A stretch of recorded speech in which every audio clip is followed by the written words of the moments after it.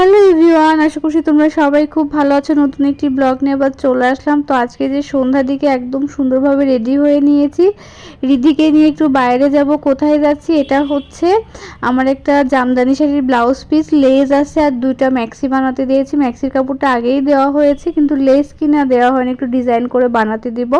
তো সেখানেই যাচ্ছি আর কি, এগুলো দিব। দিয়ে একটু বাজারে যাব, কিছু কাজ আছে। তো দেখো ওগুলো দিয়ে আমরা বাজারে চলে এসেছি। একটু ঠান্ডা ঠান্ডা পড়েছে হালকা। তো এখানে ভাবছি যে একটা এরকম একটা কি বলে, এটা হচ্ছে ওয়ালের সাথে দিতে হয়, শোপিস বলো, কেউ ওয়াশরুমে রাখে বা কোনো জিনিসপত্র রাখা যায়, সুন্দর করে সাজানো যায়।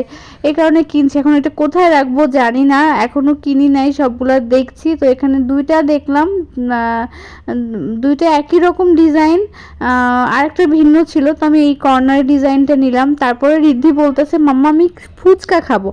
তারপরে কি করা, ফুচকা আমিও ভাবলাম যে খাই তাহলে। তো রিদ্ধি তো এমনি ফুচকা খাচ্ছে, রিদ্ধির জন্য দেখো যে প্লেটে এমনি ফুচকা। আর আমি হচ্ছে এক প্লেট ফুচকা নিলাম। ফুচকাটা মোটামুটি ভালোই ছিল।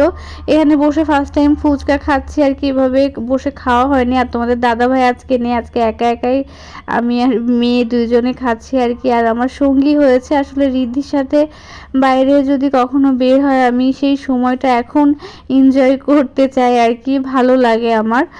তো এখানে দেখো এই যে ফুচকাটা নিয়েছি, তবে ফুচকাটাই বেশি ভালো লেগেছে, টকের থেকে দুই রকম টক ছিল।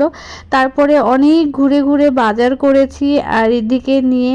তো বাসায় এসে দেখো সব কিছু বাজার করা হয়ে যাওয়ার পর আমার মেয়ে আমাকে বলছে এই খেলনাটা কিনবে, এটা না নিয়ে আসবেই না।